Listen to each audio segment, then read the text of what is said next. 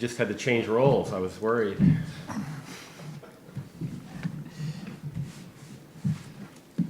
Appreciate the W shirt. I don't know. Maybe Thank you, Mark. need a little extra juice. We got started live just before you arrived, so we're on the air right now. Okay, great. When you're ready. I am. All right, ladies and gentlemen, welcome to the August 22nd, 2022 meeting of the Select Board of Littleton. We are going to begin tonight in executive session. And when the clerk is ready, I will ask him to read the motion, please. I move that the Select Board vote to enter into executive session number 1 pursuant to Master Law, Chapter 30A, Section 21A, Clause 2, to conduct strategy and preparation for negotiations with non-union personnel, or to conduct collective bargaining sessions or contract negotiations with non-union personnel, namely the fire chief. And move that the Select Board vote to enter executive session number 2 pursuant to Master Law, Chapter 30A, Section 21A6, to consider the purchase, exchange, lease, or value of real property if the chair declares that an open meeting may have a detrimental effect on the negotiating position of the public body regarding Magog Hill Orchard. I do so declare. Do I have a second? Second. Motion's been moved and seconded. Roll call vote. Mr. Rombacher? Yes. Mr. DeCoste? I am in favor. Let me just add that the Select Board will adjourn to executive session and will reconvene in open session after the executive session, so as amended. I am in favor, yes. Mr. Wilson? Yes. Ms. Napoli? Aye. Chair is in favor. Motion passes 5-0. We will reconvene at 6:30 for open session. Thank you very much. Okay. All right. So if everybody will indulge us, we are going to try to...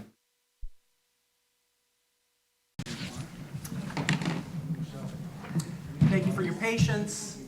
We are returning from executive session a few minutes late, but we will make up the time, I'm sure, as we usually do. We will begin tonight, as we always do, with the Pledge of Allegiance. Mr. Clerk, if you'd lead us in that. Oh, yeah, it's right there.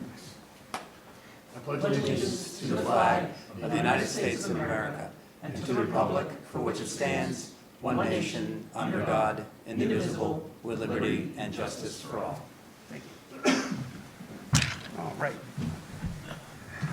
Quick recap of the agenda. We'll begin with department board updates, memorandum of agreement for the public health coordinator, introduction of our new fire department executive assistant and firefighter, acceptance of a donation, and a review of the budget calendar for fiscal year 24. Following that will be public input and members' updates. We have 3 appointments tonight: Cultural Council, Littleton Community Television Advisory Committee, and Sustainability. An informational presentation on the use of Littleton Common. And then special town meeting information. Open the warrant, review the list of articles, amend fiscal year 23 draft budget, discussion regarding host community agreements, town administrator performance review goals. Then we will update a proposal for a feasibility study to replace the tennis courts at 31 Shattuck Street, or next to 31 Shattuck Street. And finally, discussing the TIF for the Potpourri Group. And then we will discuss the minutes from August 8th and adjourn. So, Mr. Town Administrator, Yeah, so, if you'd like to begin with the mail. Okay, sure. Just to highlight for the board, we've have an Xfinity programming change, a little piece in there, a couple stations changing. The Olympic Channel is extinguishing its flame, so nothing really too new on that front. So listing of a reminder of board and committee vacancies for members. Littleton Community Television Advisory Committee has 2 members for a vacancy. I believe we're going to be filling those slots later in tonight's meeting. Master Plan and Implementation Committee, 1 member. Sustainability Committee, 2 members. Taxation Aid Committee, 1 member for indefinite term. Zoning Board of Appeals, 1 alternate member. Permanent Municipal Building Committee, 1 member, and Committee for the Exploration of Real Estate Tax Relief for Seniors, 1 member. I believe we had someone come in later today who had expressed interest in that. So the plan would be to come forward to you at our meeting, next meeting, which is scheduled for September 12th, to fill that slot. Great. The next piece is approval of a proclamation declaring September 2022 is Childhood Cancer Awareness Month in Littleton. This was a request put to the board, and this is what the proclamation would look like, and we have that ready for your signature tonight. And let's see, I think it's it's back out of order. So I apparently did not put a motion together for this, so my apologies for that. So the motion would be for the board, again, to declare this as Childhood Cancer Awareness Month. I think the clerk, you probably have that in the We have a motion Yeah. in the packet, too. Thank you, yes. Would you like to read that, Mr. Clerk? Yes, I would like to. Move the select board vote to recognize September 2022 as Childhood Cancer Awareness Month in Littleton and to sign the proclamation. Second. Motion made by Chuck, seconded by Cindy. All those in favor, please signify by saying aye. Aye.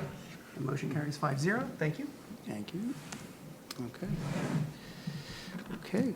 All right, we're on to the Board of Health Memorandum of Agreement for the Public Health Coordinator. Correct. So I believe the board had spoken about this 2 meetings ago, I think, about the initial MOA, and the town administrator wanted to have a conversation with the Board of Health at that time to make some adjustments to that MOA. Those adjustments have been made. We've included that within your packet. The agreement is up here on the screen. It's just 2 pages long, relatively simple MOA. I believe the changes have been made to the satisfaction of the town administrator. The board had directed the town administrator and representatives from the Board of Health to come to terms on this. We're satisfied with this agreement. We understand the Board of Health is as well, and we request your support for the updated MOA. Mark, I know you were involved. so- Do you have any comments? No, I think it turned out well. Okay, great. Does any other board member want to speak to this before we vote? All changes were made, but Yeah, everything was incorporated. Great. Ready? Yep. Move that the select board vote to authorize the select board chair to sign the memorandum of agreement, MOA, with the Board of Health, BOH, to identify and clarify the roles and responsibilities of the BOH and the select board as it pertains to the hiring and personnel administration and supervision for the newly created position of public health coordinator. Second? Motion made by Chuck, seconded by Mark. All those in favor, please signify by saying aye. Aye. The motion carries 5-0. Thank you very much. All right, on to the fire department. Mr. Chief. Thank you, Mr. Chair. Just want to take a brief moment to introduce our 2 newest hires to the fire department. We hired Ms. Stephanie Dondero as our executive assistant. She comes from a public safety background. She's taken to the role so far very well. She's doing great. And Mr. Zach Clancy, he's our newest firefighter paramedic. He's a legacy hire, so we're happy to have him. He'll be going to the fire academy sometime, hopefully within the next year, depending on their schedule. But I just wanted the board to meet our newest members, and something I want to continue doing moving forward. Thank you. Would you like to say hello? Come up. Hi. Do you want to say, and just introduce yourself and just say a few words? Just Or you don't have to, but rather than. please. Hi, I'm Stephanie. I'm excited about my new role. I've been in public safety for over 12 years, and, I look forward to learning this new role. I love being in a municipality. That's where I came from before, and I look forward to working with everybody. And thank you. Can I ask you one quick question? Yeah. So I looked at, I think your resume, you were an advocate for domestic violence survivors for 12 years in Fitchburg, or for a long time in Yes. Fitchburg. Was that your only responsibility there? That and sexual assaults. Interesting. Okay, thanks. Yeah. Okay, thank you. Welcome. Thank you. Welcome, good luck. Thank you. Hello, my name is Zachary. Very excited to be here. Prior to this, I worked in Lowell for 2 years doing EMS. Currently Air Force Reserve member and a Coast Guard veteran. Grew up kind of around the Littleton Firehouse a little bit. Never quite lived in Littleton, but very excited to be working here. fantastic. Funny story, I met Zachary In fact, I was his first patient in the ambulance. Very true. Had I a, don't know if that's funny. That's hysterical. it was a little bit of a strange coincidence. I had a sciatica attack, and I had to go to the ER at Emerson, and he was very, very competent, despite it being his very first ride in the Littleton ambulance. So I want to you. thank you from the bottom of my heart and the Yeah. bottom of my hip Thank as you. well. Glad to hear Appreciate that. that very much. Thank you. Well, thank you. Good Thank you job. for taking care of our chairman, and also thank you for your service. Yeah. Good luck. All right, thank you, Chief. Picture, what? Yeah, don't know. Yeah. No. I hadn't thought of it, but I didn't do. Let's move on, sorry. Next, we have gift acceptance. Yes, and the chief's going to address this. Okay, So we received essentially what we first thought was an anonymous check from a fund, and through some investigation, we found out that a town resident, Mr. William Alsop, in his final wishes, had wished to donate $5,000 to the fire department out of one of his investment funds. He was always happy with our service, so we got the check, and I'm here to ask if we can accept it. great. Mr. Clerk. All right. Before, Yeah. first, do we have any background on, We really don't. The family, they didn't want to necessarily give a lot of information.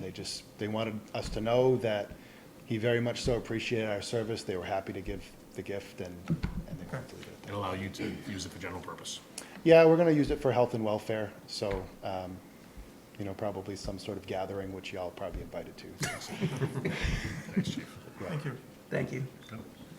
Move that the select board vote pursuant to Mass General Law, Chapter 44, Section 53A, and per its policy on solicitation and acceptance of monetary and non-monetary gifts for public purpose, to accept a donation to the fire department gift account for the general health and welfare of firefighters in memory of William Alsop, given an appreciation for services rendered while Mr. Alsop was alive, in the amount of $5,000. Second? Motion made by Chuck, seconded by Mark. All those in favor, please signify by saying aye. Aye. Thank you. The motion carries 5-0. Thank you, The Chief. Alsop family. And we had a number of, we had another lovely email from a resident praising your officer's service, your paramedic service, and I appreciate that. It's always nice to hear good things. That's what we strive for. Yep, absolutely. Thanks, Chief. Fantastic. All right, Finance Department, fiscal year '24 budget calendar. And now we have the pleasure of saying hello to Ms. Nunley Benjamin. Good evening, Honorable Select Board members, Nunley Benjamin, Finance Director. Before you tonight is the Section 25 of your policies and procedures, the budget calendar and process. I made some minor changes, such as eliminating the exact dates to allow for a little bit more flexibility when it comes to the schedule of the budget. One thing I did look at in February, it says school committee provides updates to latest budget requests, backup data during joint finance committee and select board meeting. I'd like to eliminate that with your permission. The final budget they're going to submit with us is in December, and then we have the large department budgets meeting in February anyway, and they're the largest department of the town. So I just feel like that's a redundancy that we could probably remove. And the other thing I wanted to know is last year, when submitted instructions for capital and budgetary requests, there were additional capital items requested after the plan was developed. So I just want to stress that no additional capital adds are going to be added unless it's a true emergency for the town. That they really should be planned for as part of the process and deadline that they're provided. Thank you. And I welcome any feedback from your honorable body. Ms. Napoli, I know you had brought up sent us a memo, so would you I like to did. open the discussion for this? Yeah, I would appreciate, thank you, Mr. Chair. So, thank you, Alicia, for your hard work, as always, and your very thorough details. So, one of the things that I wanted to mention to the board is our financial management policies and the select board policies and regulations that, I don't want to say dictate, but provide us with guidance on how we are supposed to proceed with the finance, with the budget process. Not only we're supposed to be doing an annual review of our financial policies with FinCom, which is something that we need to be better at doing. But the other thing too is any changes to the budget calendar are supposed to be approved by the finance director, the town administrator, the select board, and the finance committee. I had asked that we have this discussion as a joint meeting, but because our policies don't say that it should be a joint discussion, that meeting wasn't scheduled. There are changes in this budget calendar that do affect the finance committee. And I would prefer that we had had a discussion with them jointly or had gotten their approval of this calendar before we approve it. Because what I feel like we're doing with this process is basically saying to the finance committee, well, the finance director approved it, the town administrator approved it, we approved it, here you go, without really knowing what their thoughts are, because one stage of the process is historically the finance committee is the group that has met initially with town departments, but in this calendar, it's been changed to the finance director and the town administrator. And there was, So is that the first substantive change? Like, I wasn't clear on exactly the difference between this calendar and the one that's existing in the policies. right, so that is, exactly, that's one of the changes. I outlined a couple. I mean, the timeline, as far as like the months when we're gonna do what, I don't have an issue with that, because that depends on what Alicia feels needs to be done and, you know, what she has on her plate. But it's the responsibilities that have been already voted in on our existing policies that we're now changing are what I have concerns about. That I feel that if we're gonna take something away from FinCom, so to speak, we should really make sure that they're aware of that and that they approve of that. And I don't know if that change actually affects our financial policies or not, but I just think it warranted a more inclusive discussion with them before we voted on this. Gary, do you have any insight into like when you were on FinCom, the process that was followed, and is it different from this? It is a little bit. I mean, you could probably speak more to the changes this year, probably. than previous Yes, years. so some of the things that we did when we're gathering everything in together and getting the budget together for everybody, I did, to the Honorable, through the chair, to us, Yeah, fine. invite the Finance Committee for a joint meeting, but that was unable, but we can definitely try to do that for the future, to go over this. We just thought it would make more sense if we sat down with each of the departments and figured out and ironed out the goals. It doesn't mean that we would leave the Finance Committee out, but that we would kind of tailor it and not just let everybody push everything in and not really cut down on what we think could be cut down. Okay. Yeah, so I think, you know, the finance committee is still, they obviously have a liaison with department heads. They still go through that process, I'm assuming. So each member is assigned different departments. So those meetings should still take place. And it's kind of outside of the calendar Really, right? process. It's more like in parallel. It is, it runs parallel to the calendar.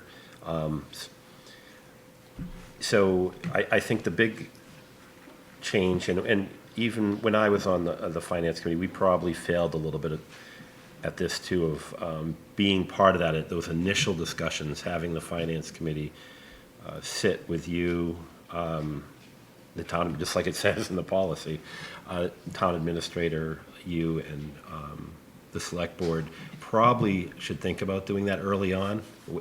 I know you've got a lot going on right after you're closing out last year. So somewhere in there, and September is not a bad time to do that. But as it stands right now, we're kind of jumping in before any conversations with the finance committee. So it would be nice to know what they feel or what they think about aligning with our goals as a select board. I know we met with the department heads earlier In the spring. in the spring, but that really didn't get into a whole lot of what, reality. Here we are coming into the next fiscal year, and what their needs are might have changed. So just kind of, we probably need to think about, if, obviously this is kind of in motion right now. I still think we're going to meet with the finance committee next month. You mean the select board? Yeah. Okay. I think that's important, because not having them right here with the feedback, I'm assuming you're gonna pitch this to them, are they? I did send them a copy, yes. Okay, are they on this, is it on their agenda as well It will be for September. for September? Do you know when they meet in September? Because I'm wondering if, so what I'm thinking is the first, like, the ones that you flagged, the first change is in October. I'm wondering if we can have a joint meeting with FinCom next month. And I don't want to upset the apple cart, but I also don't want to disenfranchise anybody. Right, and I just want the process to be followed. Like, if we're going to change the budget calendar, we need to all agree on it. We just can't arbitrarily change it. Okay. Do you know what I'm saying? Yeah. I mean, at least now we're like, last year, it just kind of got changed, and we, at the end of that, we were already in motion at that point, so we decided, well, we're going to make sure we do it differently next year, and make sure that we're all on board with the changes. Okay. And so, yeah, so keep the process going. Yeah. But have that discussion with FinCom. And one thing I did want to add, just touch on what Gary said, you know, we had that joint meeting with all the department heads, which was great. It's something Yeah. we've talked about doing for years. We never had a discussion after that meeting about what they shared with us. So I feel like all that, because I have all my notes and I'm reading through them and I'm like, wow, there's some really great ideas in there. I don't know if FinCom's aware of what was shared at that meeting with us. I know Diane Dickerson took notes, but I just don't know what happened to those notes, because I think it would be nice for them to know what we know, just to make sure that we're all on the same page, I think would be really helpful. So I'm just trying to figure out, you know, how we just right the ship and make sure that what we're doing going forward is in line with our policies, but that we're all communicating with each other. So that they understand the needs as requests come in. This was identified last spring, so it, like you said, it kind of aligns with, you know, our Right. goals and with our policies. Yeah, I mean, they're presenting the budget, right? At Well, town ultimately, meeting, we have to, right? you know, but I mean, it's their Recommendation. recommendation to us. So I think it's very. De facto, it's their budget, like, Right. right, we're not getting into the weeds the way that they are on the items, I don't think. Through the chair, I would Yeah. love to get the select board goals, because it's nice to tie that into the budget. I Yeah. worked really hard on doing that for '23, but having it in advance Yeah. when you're working on '24 to make sure that your goals are incorporated, and I can talk to FinCom what their goals are, incorporate it, so I can tie that all together. Yeah, I through the chair, I think the finance committee, goal-wise, is to have a balanced budget, just like yours at the end of the day. So we're nothing but interference to that, right? At the end of the day. So I think it's important to have them, if we meet with department heads and they're going to go around and discuss their needs, capital, operational, and otherwise, having them at that meeting would have been, I think next year makes a lot of sense. I agree. They're at the table, each department head is speaking, and it's just a much better way for them to understand. And we can talk to our goals during that meeting, which we did, and it just, I think would make it much more smooth. I don't want to belabor the point, but I just think it's important that we continue, especially with some of the critical financial challenges we have coming down the road, you know, through '24 especially, which have been identified early on, that we are in sync with the finance committee, you know, and you. And I am glad to see that we still have our joint meetings with department heads in January, February. I think that's a huge piece to really understand finalization of what we're going to do and what we're going to, how we're going to Right. place this. But earlier on, I think it would make those meetings even go more smoother if we already had some of those upfront meetings. And I do know that probably last year, the year before, I think Select Board Member Glavy spoke to that as well. Those early meetings, August, September, Yeah. probably make a lot more sense up front. And I know it's hard on you because I know what you just got done with and what you're going through with last year's closeout and the audit. So put this on the finance committee to work with us and meet with us. Right. Yeah. Can I just ask one question? Yeah. Through the chair. So Alicia, on the calendar, it says that the joint finance committee and select board meetings with departments to review requests will be smaller department budgets. And then it says joint budget and capital working session with departments and others as requested, large department budgets. Who is is that select board and finance committee in that meeting in February as well? Yes. Okay. Same as last year. So where are you at as far as talking to FinCom and having them look at this schedule? I sent it to them for review, but I haven't met with them. Okay. So I'm going to meet with them in September to look at this. So what Okay. I can say is I did invite them for joint with you today. Didn't happen, but I can say that you would like to have a joint in September to go over this with them. Okay. Do you want to do that at our September 12th meeting? I'm not sure yet. So my thought is maybe we could condition it upon the approval of the FinCom. Okay, that's a good Condition our idea. approval. Yeah. Yeah. I'd Or do it still at the like to have a agenda. conversation with them, but if you don't feel it's necessary, then that's okay. No, I'd like to have a conversation with them as Okay, well. but- yeah, we can change the motion. Just make it conditional upon approval of FinCom, just that we're all on the same boat and we all have some, skin in the game. Okay. Does that work? Mark, do you have any comments on that? Well, I don't know if we want to do that or just wait and have a joint meeting with FinCom and approve it together, right? Because I think there's going to be changes. Is that going to hold up anything on your process, Alicia? If we don't approve this tonight, is that practically speaking going to make any difference for what you're doing? No. Okay. All right. All right.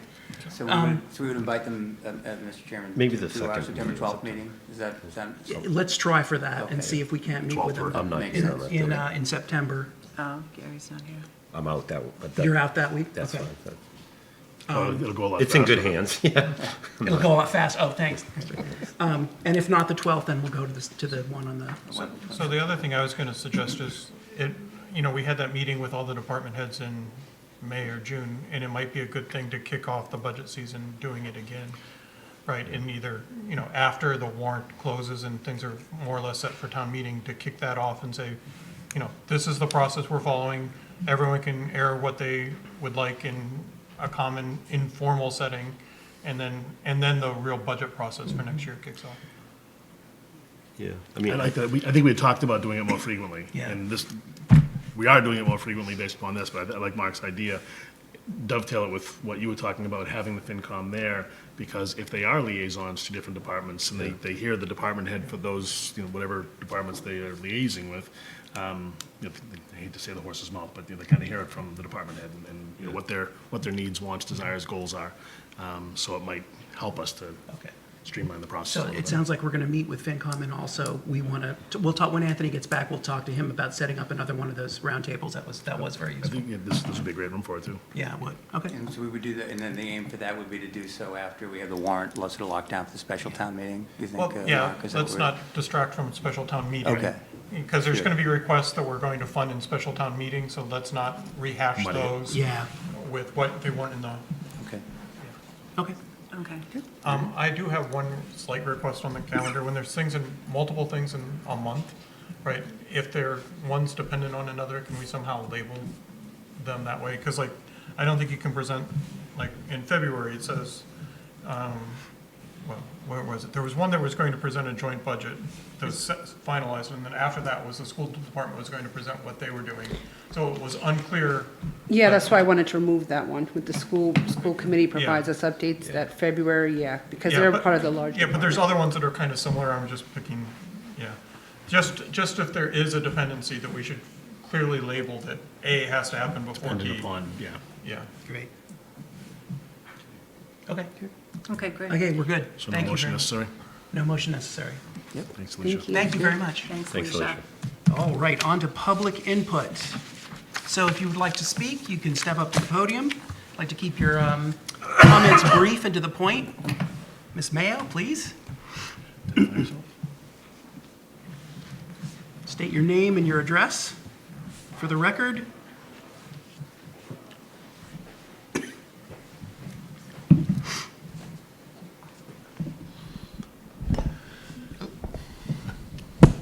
Thank you, Honorable Select Board.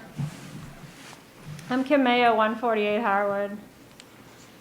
And I'm speaking tonight on 235 Foster Street, also known as Foster Station Village and Rail Transit Overlay, and higher taxes from residential development. I'm speaking as an individual tonight. The landowner has changed consultants yet again and is pressuring the town to bring this to vote this fall or special meeting. Many towns are simply opting out of state guidelines. No need to panic, but let's stay alert if they try to sneak this by us. We got a lot of streets, but don't leave anything to chance. If you live in other parts of town, this impacts you too. Planning board member just gave the consultants his blueprint to try to deceive us. Awful. The 34 acres are now undeveloped. Development growth is a climate change problem and should be confined to existing footprint. Much has also changed since this rezone push started. Most significantly, Mr. Lupoli will build high-density units on the common, and many of them. There are no answers to the traffic and safety concerns about narrow Foster Street.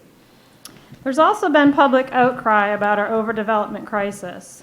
No historic district, subpar open space protection here. I'm appreciative of conservationists, preservationists, and unselfish people who donate or work with the town to get paid to conserve their land. This is not a criticism of you, but a sincere thank you. Good leaders have a vision to preserve and make our community more beautiful, and Gary, your focus on open space is appreciated. Good leaders also listen to the public and are not ignorant of the impacts of their decisions. It would be wildly unpopular for any selectman who votes to send this to town vote, and you all know that. And I also realize most of the select board is not responsible for any of the above problems.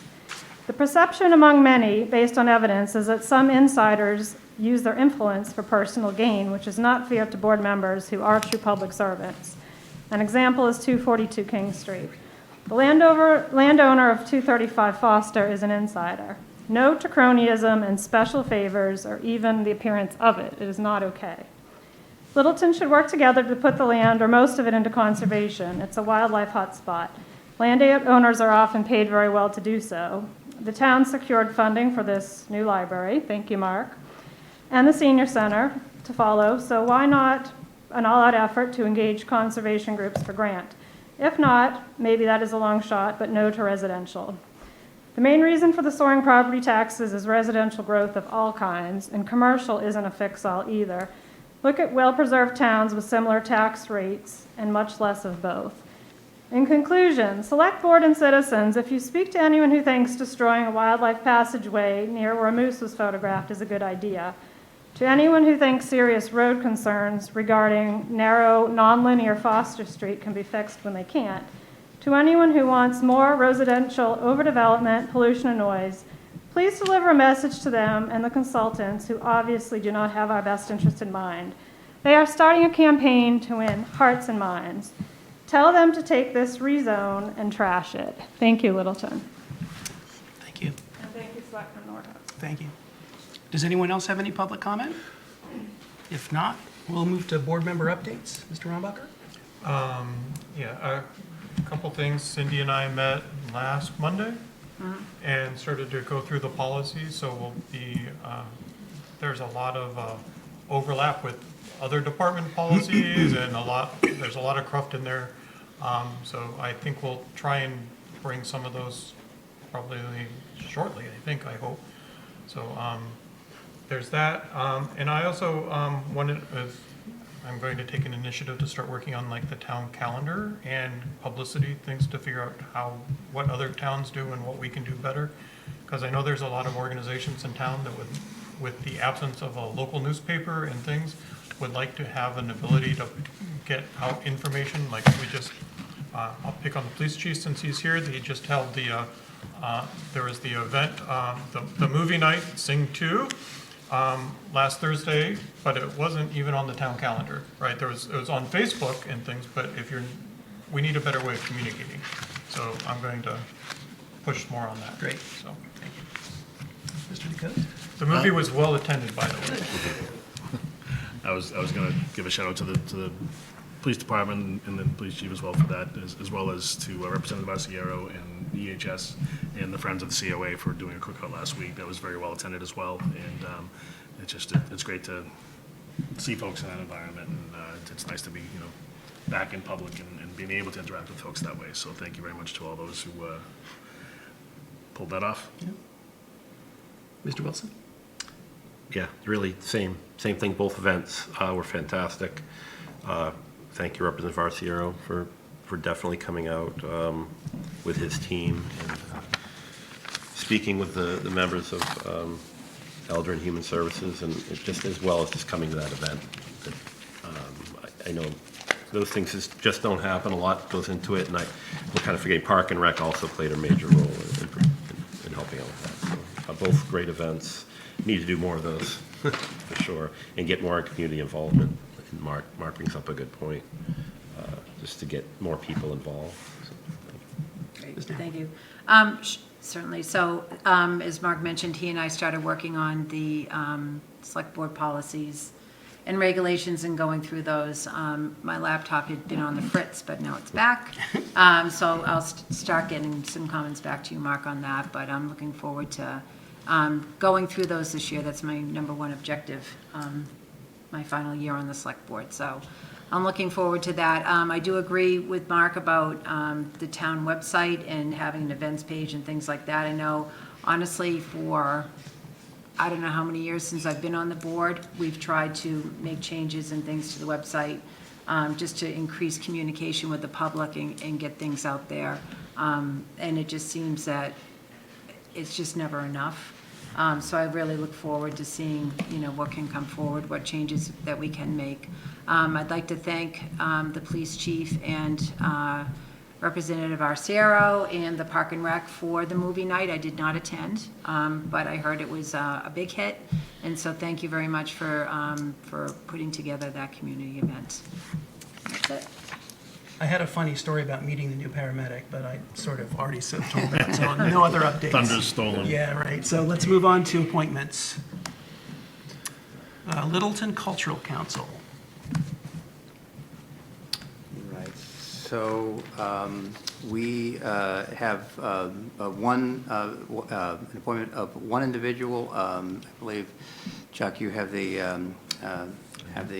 name there. I don't have that, I have so it. if you could please help me out on that one. Kiki Donahue? Yes. Yes, Kristen Yes. Dunn. Kristen, Is she here? No. Is she here? Okay. Okay. Well, if there's no questions, Let's then. go for All it. right. Yeah. Move the select board vote to appoint Kristen Kiki Donahue to fill a term on the Littleton Cultural Council expiring June 30th, 2024. Second. Motion made by Chuck, seconded by Cindy. All those in favor signify by saying aye. Aye. Thank you. Motion carries 5-0. Thank you, Kiki. for all- Yeah. All right. LCTV Advisory. Chuck, I'd ask for the same assistance here. We've got got two it. individuals. I don't know if any of them are here tonight. I don't but see these are the Scott. Yes, might one of them. be. Oh, yes, One might Gary. be. That's right, I forgot. Would you like to introduce Now, how yourself is to the that? board, Yes, Gary? yes, Okay. thank you. Totally Go to the podium? underqualified. Yeah. Go for it. Oh, can't we give him some questions? I asked him if he wanted to say anything. He said no. I'll call We might have Mark. questions Mark of will him, come like, out. what are you now. thinking? I appreciate anyone that steps forward. Move the select board vote to appoint Scott Glorioso and Gary Wilson for 3-year terms on Littleton Community Television LCTV Advisory Committee expiring June 30th, 2025. Second. Motion made by Chuck, seconded by Cindy. All those in favor, please signify by saying aye. Aye. The motion carries 5-0. Thank you. Sustainability Committee Reorganization. This one we actually have the names on, so for that, I would turn it back over to Chuck. So I think this, we tried to stagger some of the terms here in this case, so not sure if anybody else wants to speak to this, but it's pretty straightforward. Sarah's not here, right? No, so basically, the Sustainability Committee had indefinite appointments, and this is taking the appointments that are the existing ones and giving them term limits. Great. Which we discussed with Which Sarah. is, was their request. Great. Great. Okay. Move that select board vote to approve the following 3-year terms for members on the Sustainability Committee. Erin Healy, term expiring June 30th, 2023. Margaret Gibbs, term expiring June 30th, 2024. Donald MacGyver, term expiring June 30th, 2025. And Sarah Rambacher, term expiring June 30th, 2023. Second. You confused me. Motion made by Chuck, seconded by Gary. All those in favor, please signify by saying aye. Aye. The motion carries 5-0. Thank you all. Okay. So everyone that's been appointed needs sworn in. Do the sustainability ones need sworn in since they're already in the committee and their terms changed, or? It's just a matter of us making a change on the actual sustainability webpage and just changing their terms. The terms, yeah. Okay. Great. All right, on to use of Littleton Common. Mr. Ryan, do you want to? Sure. I think, I believe the proponent's here, and a little bit. Sure. Okay, we have the form. Okay, good. All right, thank you. Sure, if you could go to the, sure, sure, Great. that would be fine. That would be Thank you. fine. How are you doing? Thank you. Thank you. Perfect. Thank you.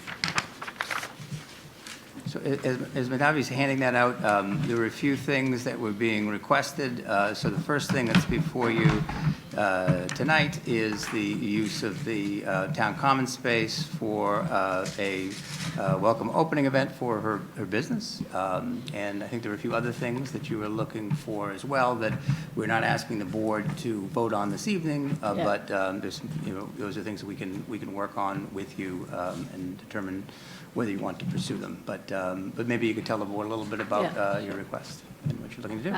Thank you for the opportunity to present. Madhavi Oliver, Littleton resident since 2001.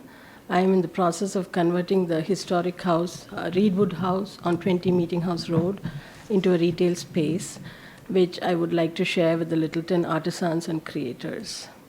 Along with Arpita, who's here, and Shannon, I'm also planning to host an opening event for this building. I refer to that as 20 Meeting House. So I presented two days of events. So on Friday, we just want to host a family-friendly musical evening in the lawn of the property from 6 to 9 p.m. We'll have 2 bands playing. For this, I'm requesting a 1-day liquor license to sell/serve alcohol on the lawn of this property. I would like to request closing of this Meeting House Road with some police detail so that people can, hang out even on the common and listen to the music. So it's like a musical festival. And on Saturday, I'm hoping to host a vendor event, which I call Meeting House Market. This vendor event will also happen on the lawn of the property. 15 to 20 vendors, 15 of them on the property. So if I have more vendors who are interested, I would like to use Meeting House Road for the vendors. I would also like to use the Meeting House Road for food trucks. And I will be writing to IBM to see if I can get parking for the people who come to the event. So I'm just presenting this as my plan. I have been talking to, I guess I've been emailing a lot of people. I had a little emergency with my family when I was in India, so back and forth, some things were missed maybe. But this is a general plan to do this as an event, opening event, and then see how it goes. Thank you. I'm very excited that you're going to turn that house into something, a going concern.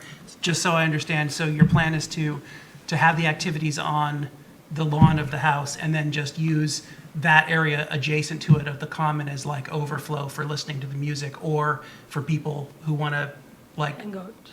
Yeah. eat it if they're at the Yeah. vendors and so forth. Okay, Yeah. okay. So the main ask would be, can I kind of close out that road for the duration of the event? Because there may be kids crossing the road, running back and forth from the lawn. And people, I will be requesting for parking at IBM to the owners there. So parking won't be a problem if I get that approved. Yeah, so just for safety, if that road can be blocked for the duration of the event and overflow, people can enjoy that part of the.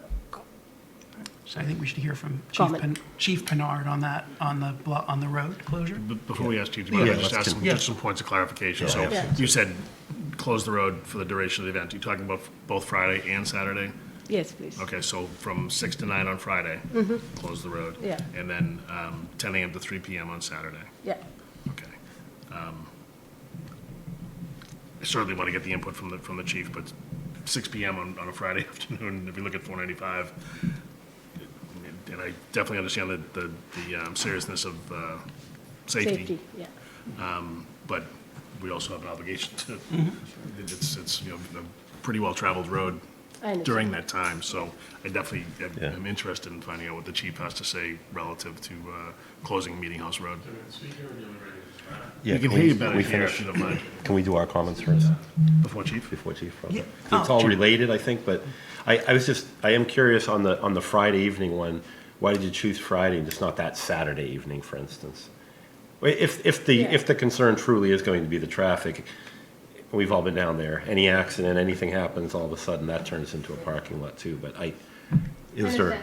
We just picked Friday, it's a relaxing evening, end of Yeah. the week. And I think having a vendor event on Saturday is nice because, people are driving their kids here and there and Yeah. they stop for an hour or two Yeah. at the vendor event. Holding a vendor event on Sunday may not be as popular, Sunday being like a relaxed day for people. Oh, for sure, I was just speaking to the That's the Friday reason evening we- as yeah. opposed to a Saturday evening for the 6 to 9. That's So the whole say thing on the- Saturday. Right, To the have the whole thing, 24th, yeah. Saturday the 24th. In the evening. Yeah. But it's nice to have like a welcome musical event Yeah. before. The vendor event is more about, selling and stuff. Okay. It's more like, hey, come check out, Okay, get to know about this property. Yeah. It's historic property. yeah, The town, it's like I want the town to kind of feel part of that property as well, as much as they wish. okay, thank you. No, I think we all agree that we love what you're doing, and the amount of thought and effort that's gone into this, we just, there's some moving parts here, and we Yeah, just, we need to I make sure that. understand, so Okay. I can listen to what the chief. So, thank you, Chuck, you brought up a great point, and that's what I was going to speak to. I think any and all of us know that if you've gone through the comment on a Friday afternoon or Friday night, that to shut one of those roads down it's fine, we can do it, and we will work with police detail through it. It's not going to come out of my budget, but we can definitely do it. I just want to remind the board that part of the reason we moved third Thursday off the common was for safety reasons for kids coming in off the common area when there's that big of a function going on. We didn't want we couldn't protect everybody in there. The other point I'd like to bring up, if you are serving alcohol or drinks, that we have to have a confined area, and they'll have to fall under the ABCC rules and regulations in regards to that. And again, I hate to be the Debbie Downer, but I just want to talk factual here and safety-wise from our point. It's just going to cause a lot more congestion than an already congested intersection, because everyone who wants to turn right is going to have to wait at the light. And if we get a tractor trailer there taking a right, it's going to cause even more of a problem because, There's already traffic. Yeah.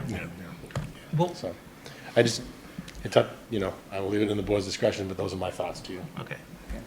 Mr. Chairman, Yeah. if I may, too, I think as Madavi pointed out, I think you're out of the country, so I think some of the conversations we had, would be email. So, one of the things is we've been waiting for the application to come through, and I would note that on the application, we do have that it's been reviewed by the police department, fire department, and highway department. So the first time I'm seeing this right now is now. Yeah. So my recommendation for the board is maybe they hold off on this. Our objective, Madavi, is to help you and to put this event forward. But I think, at least my recommendation to you, Mr. Chairman, is that you hold off on this so that I can at least get some input from the fire department and from the highway department before we submit a full application to you. Some of the other things that Madavi mentioned was looking for a one-day liquor license. So I don't know if that's 2 days, if you're going to be doing it for Friday and Saturday, so No, probably. just one day, yeah. One day, so we'd have to clarify what that day would be. There are other rules with that in terms of having a tip-certified individual who'll be serving alcohol. The alcohol needs to be purchased from a licensed wholesaler, so we can work with you on that, but there are other costs associated with that we want to, because again, we haven't had the time to really talk to you about that. We can go through that with you as well. There is going to be a cost, as the chief hinted at, to do details on probably both sides of Meeting House Road. There'll be a cost associated with that, as well as if we're talking about food trucks as well, getting all those licenses. These are things that we can all work with you on. It's just I know you've been away. We really haven't had a chance to talk one-on-one, but I think this is a great opportunity to introduce this to the board tonight, but then, come back, help refine the request a little bit more, and then come back to you on the 12th with what we're, with what Madavi agrees to move forward with. Does that seem reasonable? Yeah. And one thing I would just put in your head is if it's not feasible to close the street on Friday, I think that, will you consider having an event that's just Saturday? So you have the vendors and then and then maybe the food trucks come for Saturday and they stay until the evening, I don't know. But I think that it would be much easier for us to close that street on a Saturday On a Saturday. evening than a Friday evening. Okay, So just something to consider. yeah. Cindy, do you have any comments? No, Or Mark? I think it's a, Oh, Just oh, one can you come up? Actually, hold on, I want to hear from the yeah, board no. first. Oh, that's fine. No, I think it's a wonderful idea. I'm excited about it, and I'm excited to hear that you're renovating the meeting house. But I would love to see something like this on the Common. I think it would be great if we could have concerns, but we can do it right. Logistics. And make it a really nice event. I think that the residents will really be excited and welcome it. Yeah, so I think my team, Arpita and Shan, we're kind of flexible. This is the first time we are trying it, and the building is being converted now, probably be ready in a few weeks. So we picked those dates based on what we thought would happen in September. So I will talk and discuss and see if Saturday is a better day to hold one-day event, and therefore work with the concerns of traffic. Okay. Because safety is also very important course, for me. I don't want to just hold an event in my lawn and say, hey, anybody can cross over. I'd rather it be a town kind of event as well and supported by the town. Yeah. So I'm flexible on changing some dates as well. Okay, awesome. Chuck, did you have another comment? I just noticed that Arpita Yeah. had some concerns. Okay. Mark, did you have anything? No, it's just related to this. I was actually going to propose that we have 2 applications for Friday and Saturday, so that, I mean, I don't know if that helps, because they are 2 independent, I mean, they are at the same place, but there's much more planning needed for the Saturday event actually than the Friday one, because there's vendors involved and Sure. local artisans and all that. So if it's simpler, then maybe we can create 2 applications. That way, the board can discuss and decide, on each one of them, and then plan on that. I just wanted to give that feedback. And I think to Ryan's point, the town administrator's office can certainly help to facilitate, answer any of those questions. The chief had alluded to the fact that if there is alcohol, there has to be containment. There's gonna be some sort of fencing or something, so people aren't bringing the alcohol out onto the sidewalk, out onto the street, into the common. So, yeah, there's just some of those details that need to be worked out, and some of the logistics, and I think we can get there. It's just a matter of we have to kind of cross some Ts and dot some Is. Yeah, okay. That sounds good. So I've actually toured the property a couple months ago, and it looked great at the time. I'm looking forward to seeing the finished project. That's good. And I hope we can pull this off. Yeah. I think we can. Right, so. Yeah, Okay. I think we're all very excited about it happening. Yeah, So so- let's make sure that we talk, and we'll find out, do our best to make it a great event. Okay. Because I'm already excited about it. Okay. And I hope Thank you you get so good much. food trucks, because Yeah, those are my favorite. yeah, okay, awesome. Thanks. Thank you. Thank you Thank for you. your Appreciate time. it. Thanks. Great. All right. Special town meeting, it's already that time, ladies and gentlemen.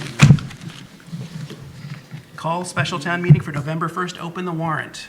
And insert articles, yes. So that is our first piece today. So it is the responsibility of the board to set a date for our special town meeting, which we're proposing is November 1st, 2022, 7 p.m. In the K Gymnasium at the Littleton Middle School. So, and then the other element of the motion is to close the warrant on September 22nd, 2022 at noon. So we will talk some more, a little bit in our next item about what those warrant articles would be. But for this segment, it is just rather to call the special town meeting to establish the date, and also to indicate that we are going to close the town meeting warrant to public petition articles on September 22nd, 2022. Any comments on the motion before you state it? Okay, let's do it. Move the Select Board vote pursuant to Master General Law, Chapter 39, Section 10, to call a special town meeting for Tuesday, November 1st, 2022, at 7 p.m. in the Charles Forbes K Gymnasium, Littleton, Mass., Littleton Middle School, 55 Russell Street, Littleton, Mass. With the warrant, therefore, to open forthwith and close on Thursday, September 22nd, 2022, at noon. Second. Motion made by Chuck, seconded by Mark. All those in favor signify by saying aye. Aye. Aye. Motion carries 5-0. Thank you. And now we are reviewing the draft list of potential warrant articles. Sure, sure. If I could, Mr. Chairman, just as a reminder of what we'll be looking at for our calendar, this was, I believe we shared this with you at your last meeting. So we have our date that we just established. We have the date for the report back to the printer, which would be September 28th. The warrant's posted on the 30th, and then we are mailing, our target for mailing is going to be on the Friday, October 14th, and get it out no later than Saturday, October 15th to residents. And of course, the special town meeting will be taking place November 1st, but also subsequent to that, we're going to have our two property tax meetings. The informational meeting will take place at the Select Board's meeting on November 7th, and then the classification hearing will take place on the 21st. Those things, the two tax classifications are separate from the special town meeting, but other things that you should be keeping in mind in terms of your schedule moving forward. In terms of the potential warrant articles that we have so far that we are looking to bring in, this is a very basic list that we have so far. We're really working on refining this, and we hope to have something more established for you for your meeting on September 12th. With that said, the items that we have on this list are bills for prior fiscal years, the operating budget transfers, requests to amend the operating budget, some of which we'll be talking about later tonight.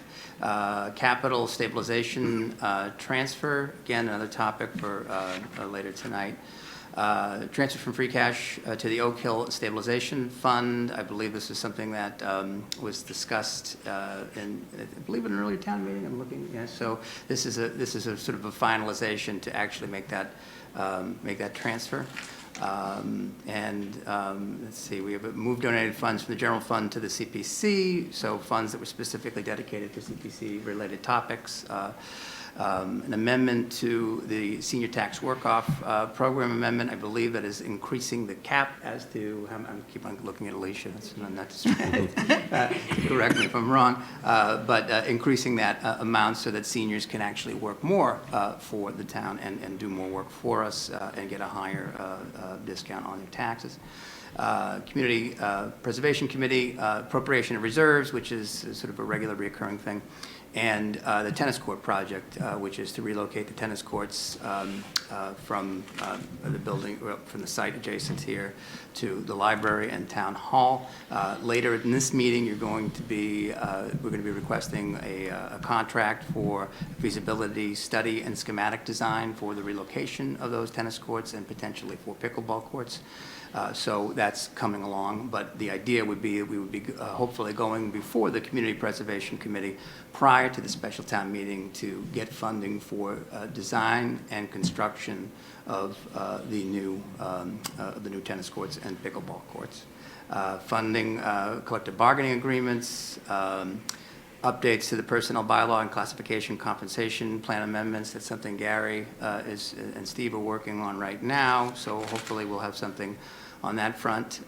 Amendments to inclusionary housing bylaw and a street acceptance, which would be for Douglas Road, which is one of the town's new developments. So also Littleton Electric Light and Water may have an article or two related to Cobb's Wells, which we don't know, which is why there's 3 question marks next to each of those two. So that is, again, in terms of where we're at right now at this point, they're really just bullets, but we'll be looking to refine that some more for you, and as we will until we close out the warrant.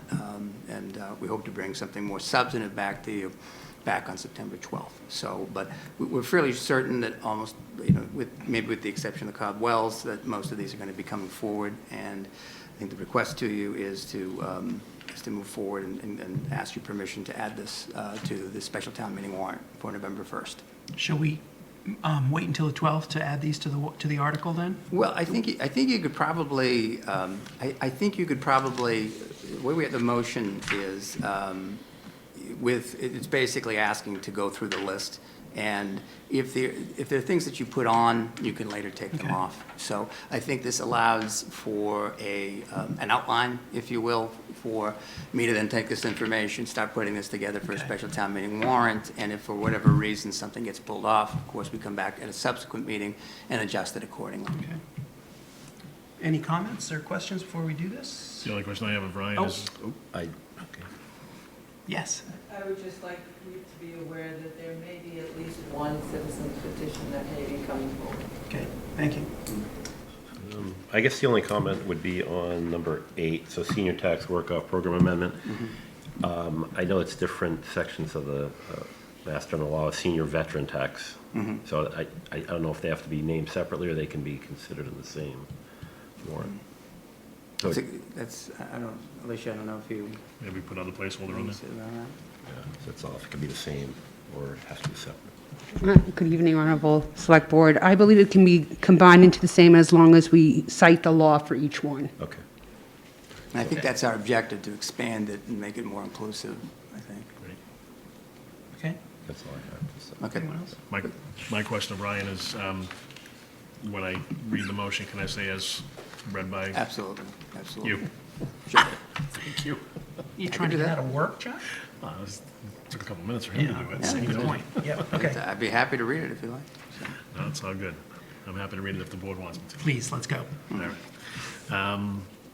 Move that the select board vote to insert the previously read articles onto the warrant for the November 1st, 2022 special town meeting, subject to approval as to form by town council.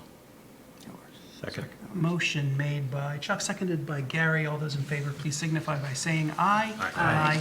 And the motion carries 5-0. Thank you. That works. All right, amend fiscal year 23 operating budget and supplemental capital items.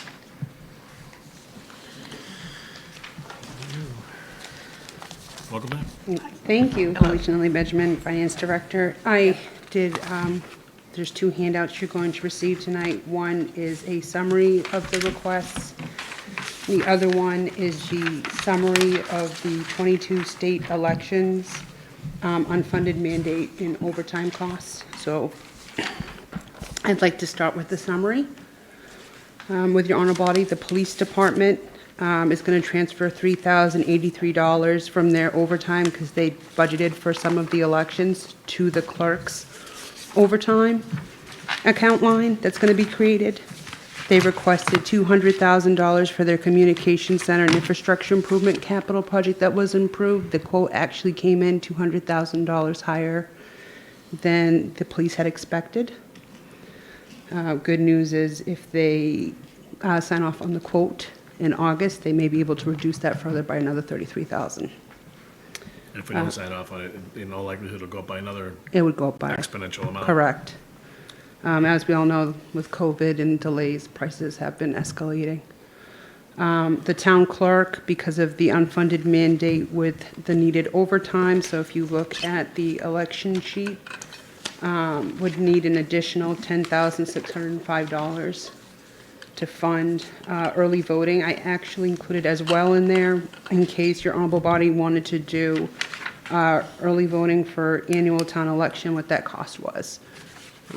That's included within the breakdown. Cemetery, they're going to do their trailer themselves through perpetual care. So thank you to the Cemetery Trust Commissioners for that. Great. The DPW is requesting thermostat zoning for 23 heaters at $21,024 and LED lighting upgrade for $32,824 for a total of $53,848 in capital. Can I just jump in right here? Ryan, is it something we can incorporate into our green communities when we report to the state? Yeah, I think we would, right, Okay. right. And, Just want to earmark it. Human Resources, they have a 19-hour budgeted position right now within the budget. They can get additional funding right now. that would make it a non-budgetary impact if they went to full-time. And you would see that true impact in fiscal year '24 when they ask for additional funding. So right now, they have additional funding to bring it up to 40 hours this year, but they wouldn't for the next time. We'd have to do it as part of the budgetary process. Fire department is asking for 2 full-time firefighters, 1 which can be covered by the overtime, so it would be a simple transfer from their overtime to their regular. The second one would be an operating budget request. In addition to that, for the chief's vehicle, it would be a green vehicle. He's asking for $56,492 as part of the earlier capital request before the chief was here. Your honorable body wanted him to be able to pick his own vehicle, so he has done so. In facilities, electricity and natural gas has gone up based on prior year usage. There's an estimated increase, $30,000 for electric and $10,000 for natural gas, that we would amend their budget. A proposed new position for facilities director at $101,101. A proposed new position as assistant town planner and land use for $80,000. And additional hours to bring the assistant library director to full-time, that would cost $11,361. So total operating budget requests of $313,067. Total 23 capital requests of $310,340, of which the capital I would ask to be funded from capital stabilization, which currently has a balance of $1,686,646. And then I just put a tiny little notes for you that with the new proposed senior center, that probably the facilities again will be going higher as we add more buildings to the budget. And Mr. Chairman, I also just passed along to the board a memo from Maren Hill regarding the proposal for the assistant town planner. So we just handed that out to you. So we do have some of the department heads who are here. So if you have any specific questions regarding the proposals, please please feel free to. I have one specific question for Chief Connor. Yes, sir. The handout that you had, there was a graph of call volume by day, I believe it was, Yes. for the 3 years. Can you just explain to me what the vertical, what was represented on the vertical scale? Yeah, so that's the, so there's the time throughout the day and then number of calls. So each, in the color version of that, what you see is that the spread between each section is the same, meaning that there's not necessarily any particular day that has more. It's that from 7 a.m. to 7 p.m., that's when we really have the highest call volume.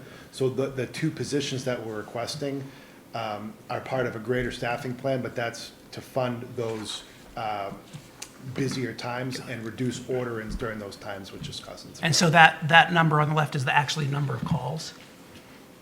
Like, yeah. like, I'd have to look at it. no, it probably is, Yeah. okay, that makes sense. FY22. Yeah. Yeah, okay, thank you, that's what I wanted to know. And it clearly shows the peak volume. Yeah, I in the middle mean, of the belt. Yeah. 9 a.m. is 9 or noon, I guess, depending on the year. Okay. I have a question on the general operating budget for these positions. The facilities director, town planner, the library, and the fire department. Are these all prorated, or are these, since we're already in the middle of the fiscal year, by the time we hire them, they're not? Yes, through the chair, yes, you are correct. They all would be prorated. We're guessing probably for HR, January 1st.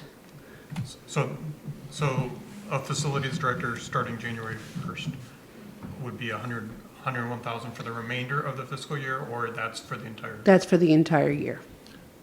Okay. So we wouldn't realize the full 101. No, Until next fiscal year. correct. There was some discussion as well of the facilities director handling both the municipal buildings and the school buildings. Is that going to happen? Is there any more discussions on that? I believe there'd be more discussions. I would involve Anthony in that, but I believe it'd be both the town and the schools. And that the school budget would pick up some of that salary, or that would be shared?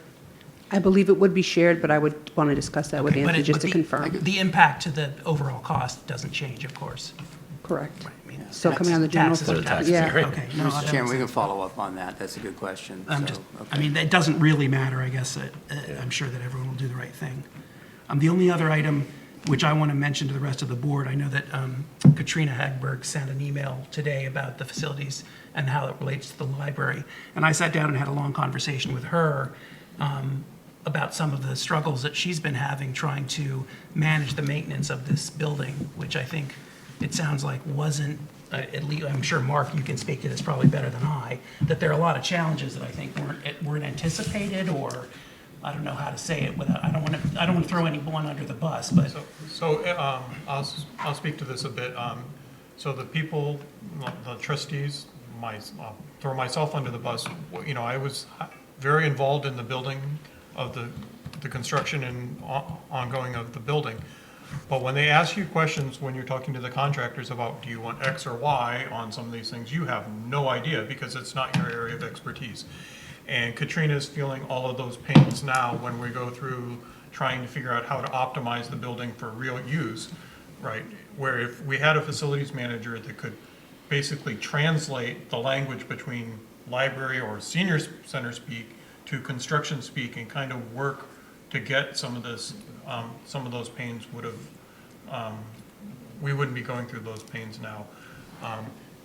Yeah, I also think, you know, if we do the facilities manager, they would have come up with a while ago, you know, these savings from the DPW on, you know, if we spend this money, we will be able to, you know, lower our electric bills by X amount and things like that. So, Yeah, she was referring to, for example, like negotiating maintenance contracts or deciding whether or not to hire someone to do it or to do it ourselves, Right. and the savings that might be part of that process as well. So I also will say that I had a conversation with Ed today about some of this and saying, like, if you look at the plan, there's a facilities manager, facilities director, assistant town planner, and a sustainability wants someone.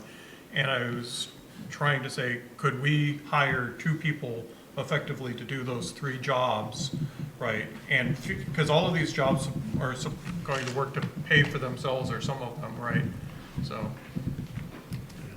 Mr. Mullen, If I might. you may. Just Oh, before I'm you jump sorry. in, Ed, just, I think it's important to note that facilities director is not a new position. We approved this 4 years ago. Yeah, We just haven't filled it. okay. So it's So- something that we've just been kicking along. But the Now cost- Now we're realizing it. But the cost would be added to the budget. I mean, it's not like we may have approved it, but we didn't fund it, right? We haven't realized it. We haven't expended it. Okay. Mr. Mullen. Thank you, Mr. Chair, Select Board. To Chuck's point first, it was funded and COVID hit, and then it was unfunded. Got it. So it hasn't been funded since.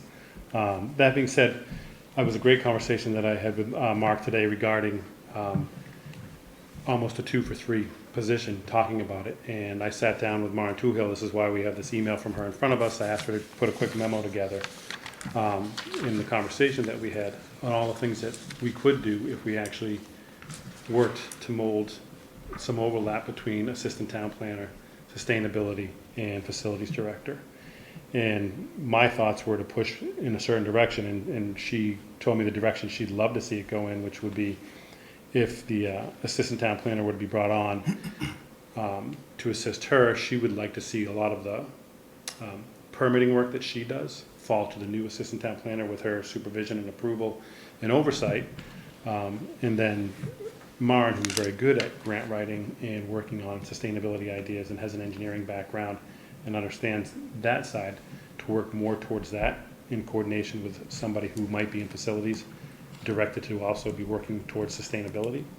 And so there would be a assistant town planner overlap working on a lot of Maren's day-to-day tasks currently, move Maren towards the grant writing.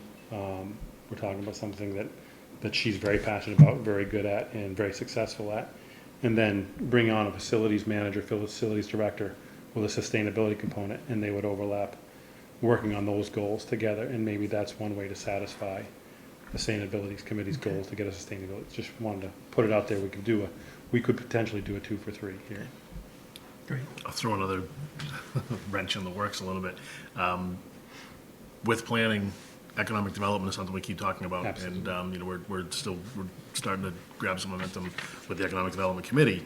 But most of the communities in the surrounding areas have a full-time person or staff Yep. that work in that capacity. So that would be somebody that would be kind of under that same umbrella. I'm not saying one or two people to fill 4 or 5 roles, but, maybe as we interview folks and they've got some background in an area that we have some needs, I think it would be beneficial to look at that with a keen eye. I think it's a great idea. My thought on this was, you have to walk before you can run. Sure, And absolutely, If we yeah. keep saying that we needed someone for sustainability or something, and no one's advocating for it or can actually justify that they can pay for themselves, let's give them the chance to prove that they can pay for themselves. And if they say, well, if you gave me 10 hours and I could do this, if you gave me 20, there's this much more I can go for. Yeah. Right now, we have some basis in history on what they can actually do and things. So I think, and on the sustainability and some of the energy, like I know the school has an energy resource officer that saves pays for a salary easily, yeah. right? And we don't do that in the town buildings. So if a sustainability facilities director that's kind of focusing on some of that, I think would pay for themselves in the, energy saving. And if I may, I would also say that with Maureen's extreme knowledge and success at grant writing, she could probably find funds to pay for the assistant town planner as well. For, short-term, long-term, or, grants every year. I'm sure she would. Subsidize it, something, yeah. Yeah. Well, now you've signed her up for it. I guess, so the question, my hearing is correct, so the email we got from Ms. Healy, Erin Healy, regarding the same sustainability coordinator, that's kind of being looped into this? Yes. So that's being taken care of in what you're just discussing? Correct, yep. Thank you. I had basic things that didn't really involve this. I don't know if you had questions for Mr. Mullen or? I don't. We've been talking about these positions too long, for 3 in my years. opinion. And certainly, just speaking to the facilities director, I think we've proven over and over and over again how beneficial it would be to have somebody like that on board for the town of Littleton. We certainly need it. The library has been brought up. I think of what's going on up at the apple orchard and the buildings up there, how many times Mr. Mullen's been up there. Being able to be boots on the ground with certain things, and it would have been really nice to have a facilities director to help guide us through some of that process. And as far as staffing for town planner and things like that, I think any assistance that we can give to that department, we need to, based on what we have going on in town right now. All the development. All the development. Yeah. There's no question in my mind that those positions are warranted and needed now, as opposed to later. So. Thank you. And if I may add to that, speaking of new development and construction, Mark and I were talking about it and the potential of savings on the senior center. That person fills that role as well, so. Yeah. Because of the oversight. Yep. Yeah. And understanding the speak. Yes, Yeah. Thank you. Mark, thank You you have very some much. general questions? Yeah, it's really the HR position. Are we still talking about sharing that position with the schools? Which position? I didn't see it in the notes. Is that still? Yeah, so I can break it down a little further, and thank you to Alicia. She's been very helpful along this whole entire process. So we had spoke before about the finance department doing a reorganization of their department, and we are looking to transfer the funding that currently exists in the HR department to the finance department in order to cover their new position that they're trying to implement, which is we'll call it the payroll generalist right now, but the title could change. That means that I am left with, in human resources, a 19-hour position for a HR generalist / benefits coordinator. With the help from the school in FY23, I did speak with the superintendent, who spoke with the school committee, and they are willing to grant us $35,000 for this fiscal year. There has been a question floating around on who would pick that up in fiscal year '24.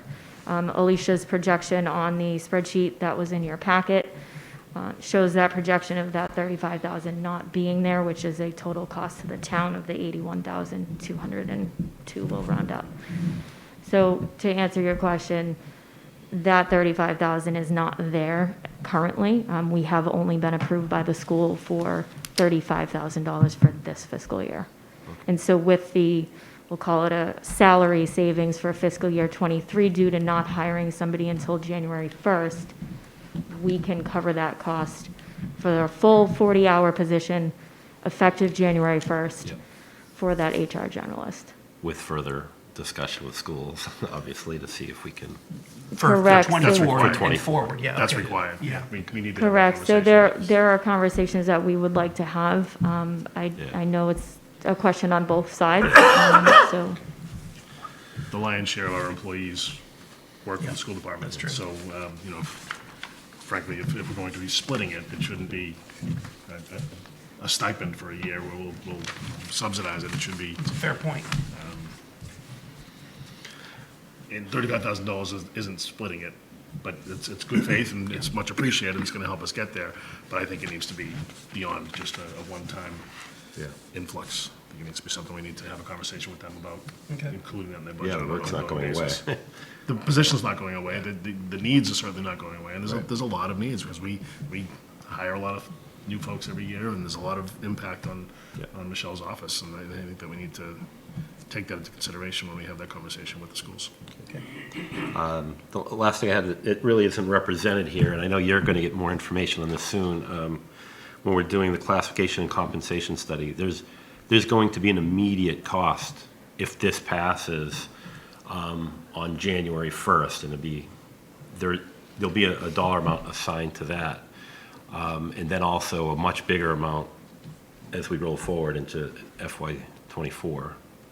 It's hard to say that already, but so I just want to make sure that's not on here. So No, I've gotten an estimate, but I haven't, they're still finalizing the numbers, so rough estimate, don't hold me to it, but about 70,000 is what I've heard right now for the cost. As of the 1st. As of January Okay. 1st, rough, so that could change. okay. Still working on it, not Okay. finalized. So that was really the only, because that's basically almost a full position, and that's just putting the, without getting into too many details, working the compensation study that already was done by the contractor, and then tweaking it and working it through some of the finance team and the personnel advisory committee and Michelle and the town administrator, the costs there, pushing the town forward, trying to be sustainable for the next 5 to 10 years with a more, I guess, competitive. And retention. and- Retention, yeah. we can go down that road, Yeah. talk about that further, but there will be a cost to the town, and it's not something that we can just look away from, because it could be significant, especially for the full FY24. Oh, absolutely, I've been thinking about that myself, so even me, I was putting forward a reorg, and I'm gonna be pulling back one of my positions for that very reason. Yeah. Okay. Thank Go ahead. Oh, I was going to ask Sam to come up and say a little bit about what he's planning for I know. That's what I had a question for. This works out well.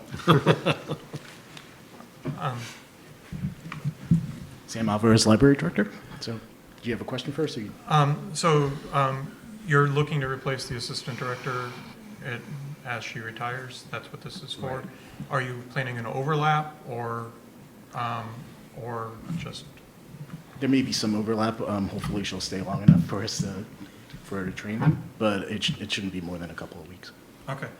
And my understanding, when you budgeted this number, you budgeted at a maximum for the step, so it's likely to be much lower than this impact? Too, so, okay.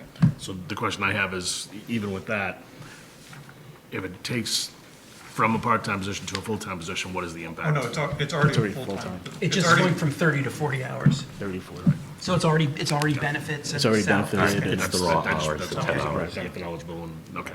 Okay. That was my only question. And if so this was at the maximum, Right. so maximum step, so. Right, so originally I had figured it out at step 1, and that was around 2,300, so it's between 2,300 and 11,000, whatever. Okay. And you'll decide on the step based on the person you hire? Yeah, Okay. after speaking with Anthony, he suggested that I recalculate it at a higher step, just so that we can attract the best possible candidate. Yeah, and once again, the compensation study is actually going to change that position where that falls as well, so it's all, well, but I think that study also takes into account all of these positions, and including that one, so. I should have read the first I think it's- the numbers. Any other comments? Nope. Do you want to speak the need for a facilities director? We covered that. How long do we have? And appreciates the support. So it seems that there's no, the only motion is for the transfer for the fire department tonight, is that correct? That's And the correct. rest of this is essentially informational. Correct So- at this time. Right. So Yeah. did I hear that the police department needs the money right away or the cost goes up? Yes, So, Wasn't it by November 1st? yeah. Yeah, so. He has to sign the contract. Found out the final hour tonight. I was working with Motorola, and I don't know the mic, so I apologize, Mr. Chair. So the quote that came back to us, the final number was substantially higher, $200,000 more. But I looked at it, and we were only a month off of signing the original quote. And if we signed the original quote, it was $33,000 savings. So I contacted Jay Dowling through another vendor, and he said that he'll hold the quote till August 30th, the original quote, if we sign the PO by the end of August. So what do you need It's a from savings us? of $33,000. Yeah, so what do you need from us to sign the PO? Kind of need a wink and a nod, right? Okay, okay. So more or less, I'm probably going to sign the PO tomorrow. Did you hear that? Yeah, $33,000 is a substantial amount of money for us to sign it now. And like we said, we'll do the best we can. If it doesn't, we'll figure something out. This has not changed any of the equipment, any of the specs, any of the anything. Just that the you- price. Just the the price price. went up by Yeah. 35%. Yeah, That's great. yeah, Yeah. yeah. And, to I guess there was no way for us to forecast this at all. Sure. And this project, we're gonna get the money now, or we have the 600,000 now. But the problem is, to get the materials and everything, we're still about a year and a half out. Okay. So the patch is going on the system probably within the next 3 months, but that's about all we're gonna have. Okay. So again, the request for the motion is fairly mild, which is, again, move the select board vote to approve a staffing request for one additional firefighter paramedic, which will be funded, well, I'll let Chuck do this, but basically it's just an internal transfer request. Any, You were doing great, Ryan. any discussion of the board on this motion? Just, I think we all feel the same way that we've received a lot of emails. A lot of the community is very interested in this, and it's very important that we stay ahead of some of the paramedic issues. They're going on statewide, a shortage, but we need to keep ourselves, A, competitive, and then B, keep ourselves in a position where we can keep our overtime at least At bay. at bay, which has a lot more effects, as we know, as money. It wears on people, families, it causes a lot of, so I think this is a very important request. I'm glad we get to have a motion on it tonight. So. Okay, let's do it. Move the select, Mr. Chair, can I speak? Yes, you may.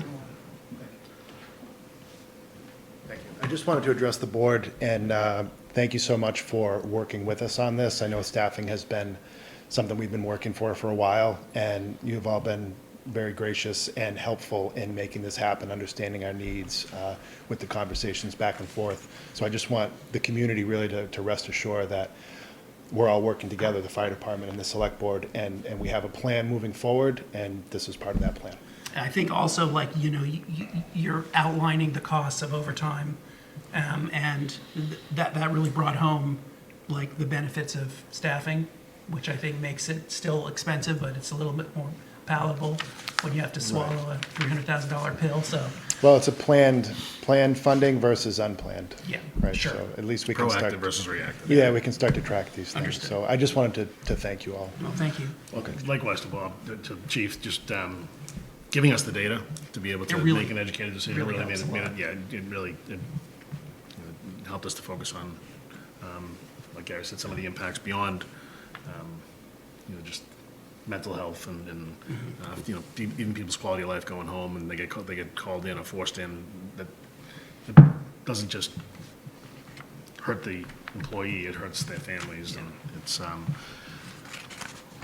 the right thing to do. Like you said, stronger together, right? We're working together, we're trying to make it work for everybody. That we are. Thank you. You bet, thank you. All right. Move the select board vote to approve the staffing request for one additional firefighter/paramedic, which will be funded as an appropriation transfer from the fire department overtime account to the full-time employee account. Second. Motion made by Chuck, seconded by Cindy. All those in favor, please signify by saying aye. Aye. Aye. Motion carries 5-0. Thank you. Thanks, everyone. All right. Discussion regarding host community agreements. I believe both of the next two items were requested by Cindy. So Cindy, I don't, maybe turn it over to you and see, just get the floor over to your questions. Thank you.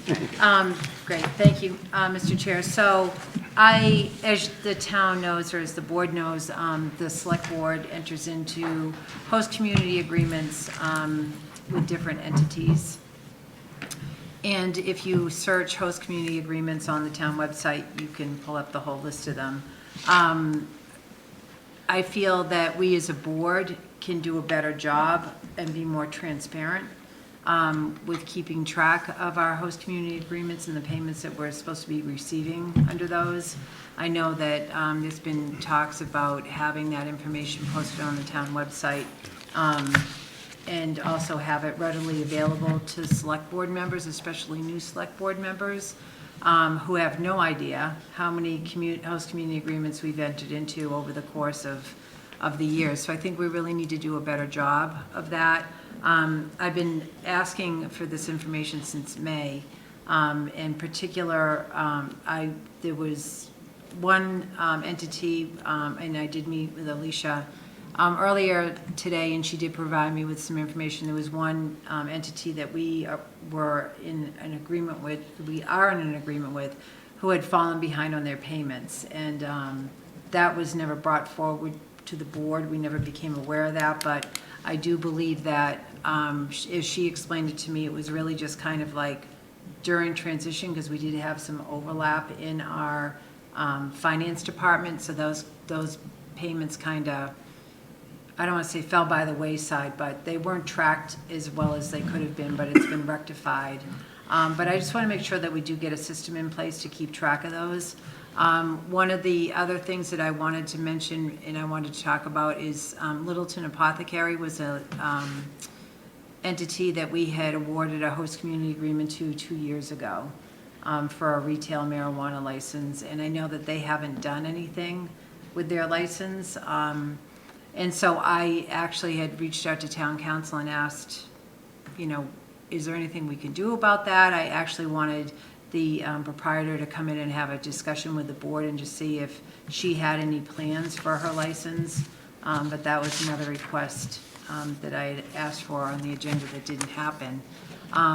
So I just wanted to just bring this up to the board because I know we've been talking back and forth about host community agreements, but I just think that we need to improve our transparency on it. And I do feel that it's unfortunate that we do have one retail licensee who's out there. It's been out there for a couple of years now, and we're not seeing that revenue. And I know that we recently had a letter from a resident who also expressed concern about the fact that that licensee, that applicant hasn't moved forward, and that there hasn't been full disclosure about our host community agreements as a whole. So I just think as a board, we need to figure that out. And it's actually something I was looking through in my notes too, that we talked about during our retreat with the town administrator. That was something that we were gonna try to prioritize. And I think Selectman Wilson had brought up too, our TIF agreements is another contract that we enter into with different organizations in Littleton, and we just don't have that information readily available, not only to board members, but to the public as well. So I think we need to fix that. I agree. I think we should, well, I don't know what the process is, but there should be probably an annual report or some sort of a report about all the HCA's that are active and what their status is as far as payments and, Right. what the obligations are and whether they've met them or not. Right. I think, and the same for TIFs, like what's the schedule, what have they paid, or what have they not paid in taxes, and where are we at as far as the agreement every year? Right. I think that we should be presented with that information. It should be, part of the public record. Yeah. Yeah, absolutely. Yeah, because Alicia has it all. She's got a great spreadsheet with all that information. It's just not getting to us, and it's not getting to the public. Yeah. So we need to just do better job with that. Yeah, I'll even add, just coming on as a board member, you really don't know what all your HCA's and TIFs are. So that alone was a battle, just trying to get, and we have a great report in here.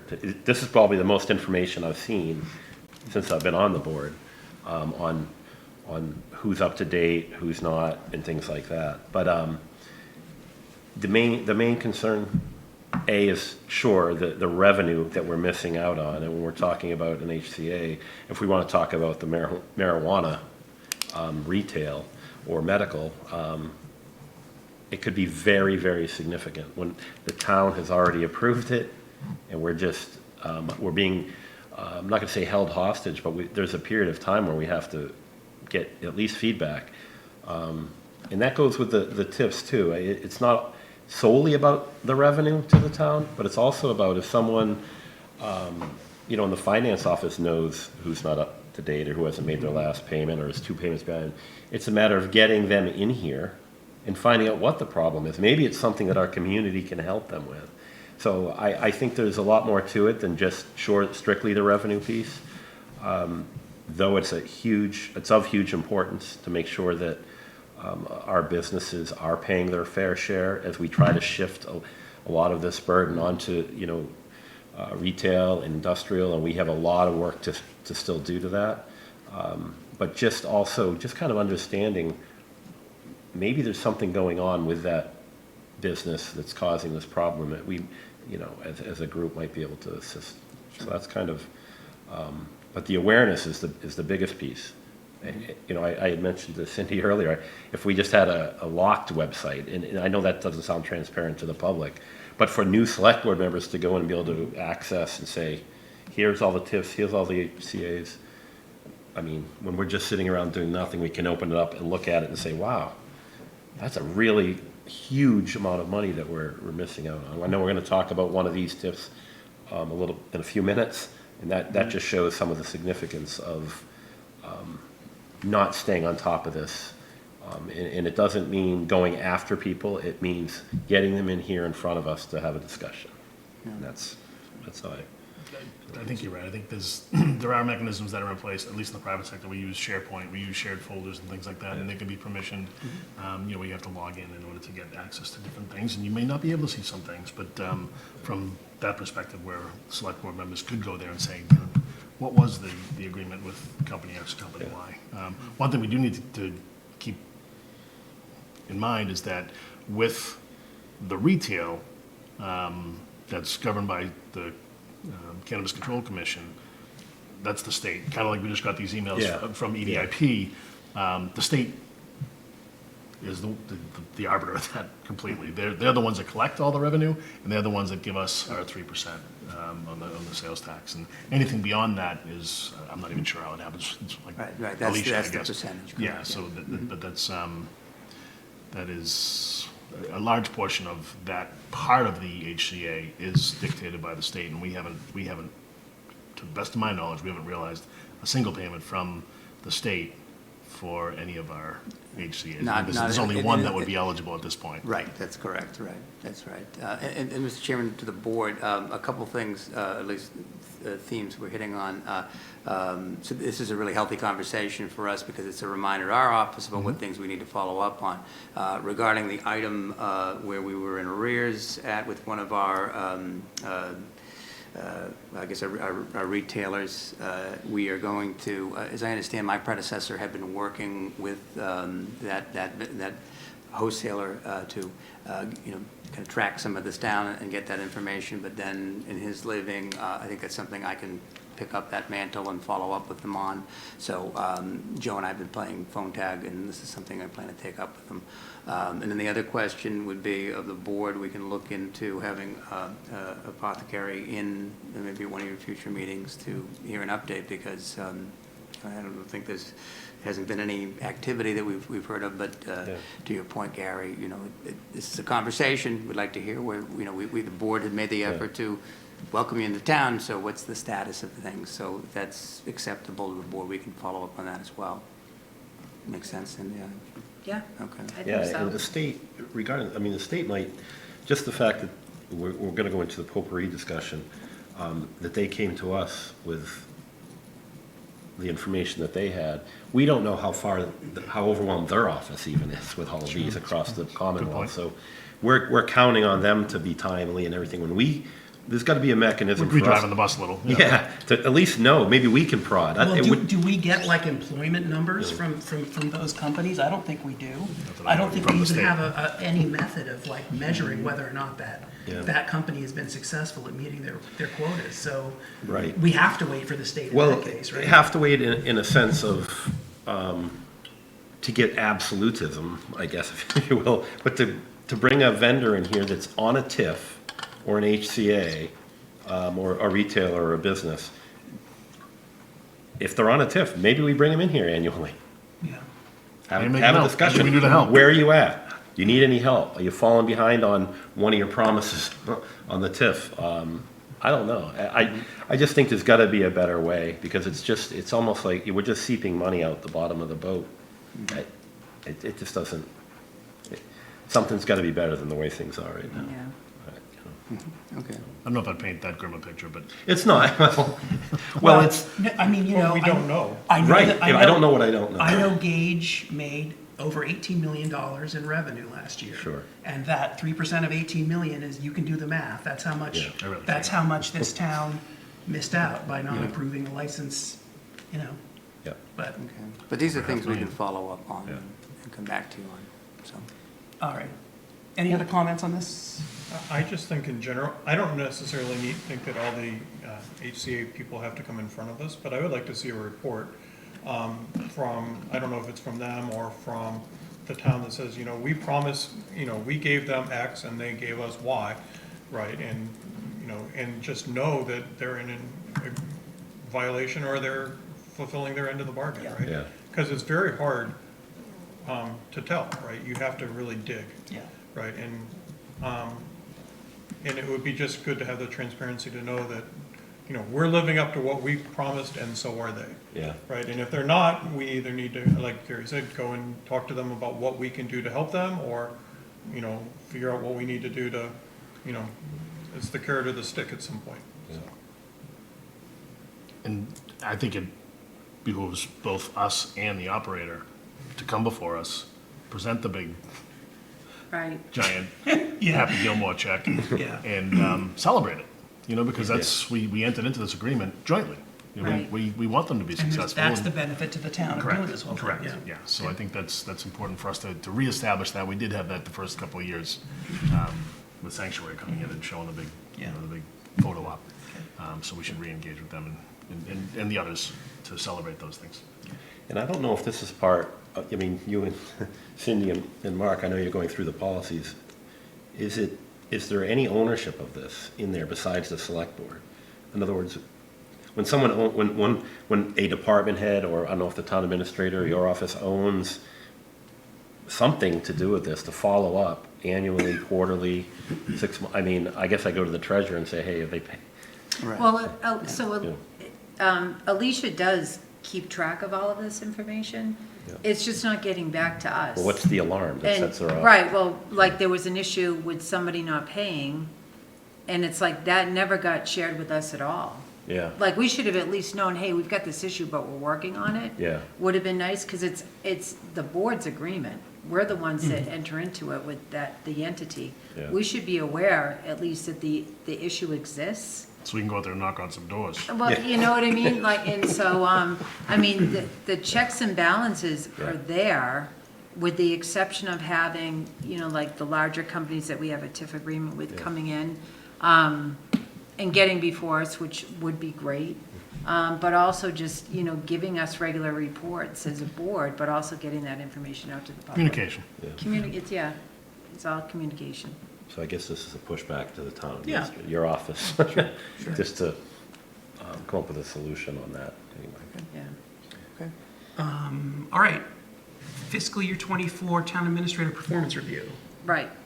So I had Pause. requested this be put on the agenda. We had done a public review for Mr. Ansaldi months ago. Just as far as housekeeping goes, we never did approve the minutes from that meeting, which I think is something that we need to do. Okay. But there's things that we've talked about. We talked about at that meeting, the performance review. We talked about it at our retreat that aren't happening. And I just am trying to figure out who's doing what, and just how do we move forward with some of these things that we keep talking about that just aren't materializing. I know, Matthew, you said you were working on goals with Anthony. I think, Gary, you said you were at one point as well, but back in May, we had decided as a board that we would work on goals for him. And I just get frustrated with things that just, we talk about it, we say, yeah, we're gonna do that, but it doesn't happen, and then it's like, okay, well, we're gonna talk about it, and then we're gonna vote to have it happen, and then it still doesn't happen. Like, we have a really big communication and follow-through issue that concerns me. So I'm just trying to figure out the correct path forward to fix it. So the lack of goals for Anthony is on me at this point because I'm responsible, and Gary was assisting me. I could make excuses, but the fact is I just haven't done it yet. We even had one meeting where we were ostensibly going to do it and something else came up. So it's actually the next thing on my list. It's the first thing I'm going to do. Right. So the plan is the same as before, which is that the plan would be to draft goals with Anthony's input, bring them to the board, and have those approved as part of his last year's performance review. Discussed and approved, absolutely, yeah. I mean, like the board needs to sign off on them and approve them.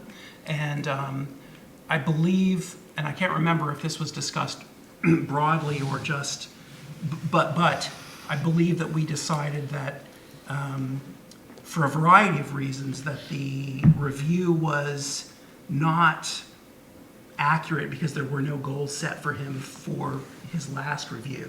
And so that the review and the minutes for that meeting were going to be submitted with a note to the effect that the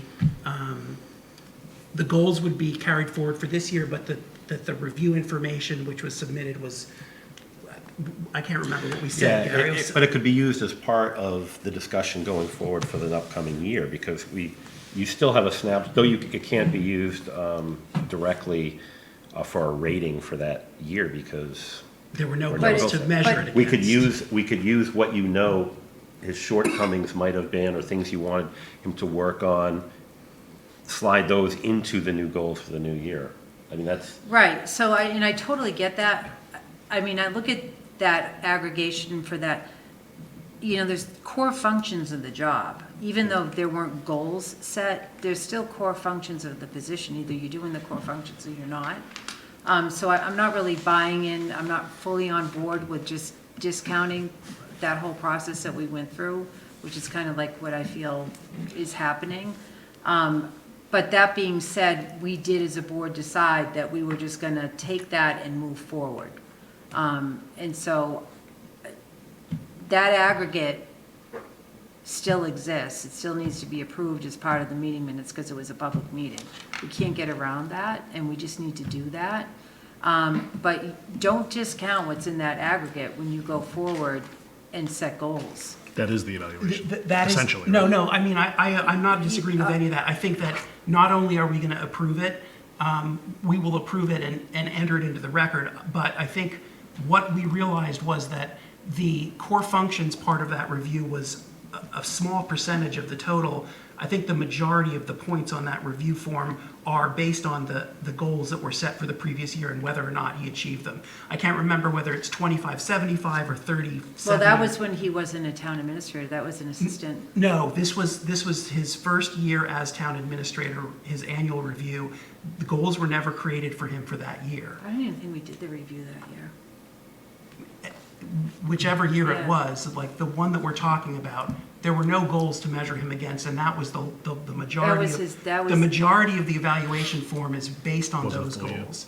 And so, Well- I'm not saying like we throw away the whole thing. Yeah. But I don't think it's fair to measure him when what we wrote and what we evaluated him is a small percentage part of the whole thing.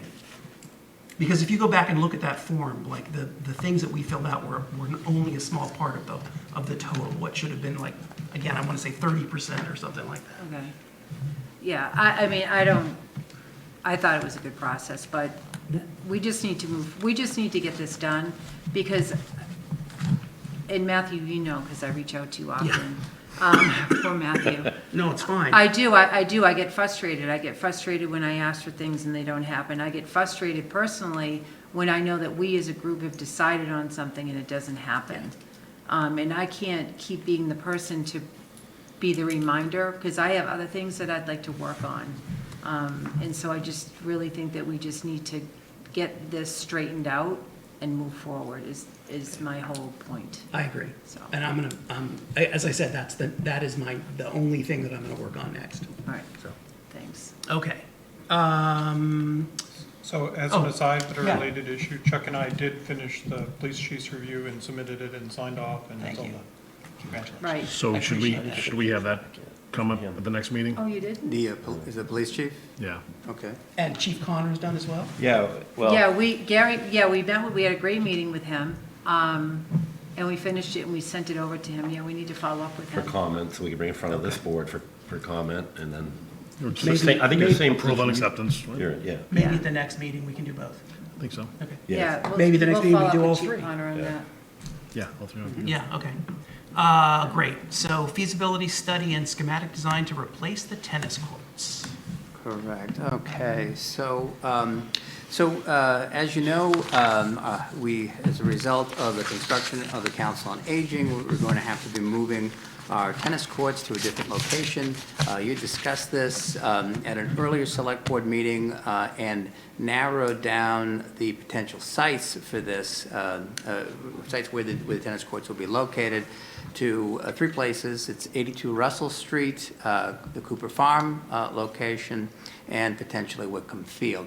So the request what I did in this case is that we're in a bit of a unique situation in that we're under a very tight time frame, and that we have to replace these tennis courts over the course of the winter and get this going in the spring and have these hopefully up and running sometime in late spring, early summer. So that's sort of the critical path for this. So as such, we then began to think about, all right, how are we going to bring somebody in? We had $20,000 set aside from the annual town meeting for this purpose. In this case, where it's an engineering design, it doesn't fall under the standard Mass General Law. It's basically an exemption. So in this case, we had a unique advantage in that we have a company in town, Places Associates, based in Littleton, for whom I work with extensively in Boxborough. They were actually the town engineer in Boxborough. And when I started to talk to them about this project, there were sort of some unique aspects that really put Places ahead of some of the other vendors that I think we'd be able to look to. One being for the 82 Russell Street, one of the principals at Places Associates, Sue Carter, actually did the development where they granted the land to the town, and so a lot of those plans are already there. Places has also done a lot of work with the town, and as planning board is very familiar with Sue's work, as well as the principal who will be working on this, which is Bill Murray. That is, in fact, his real name. So it really is Bill Murray.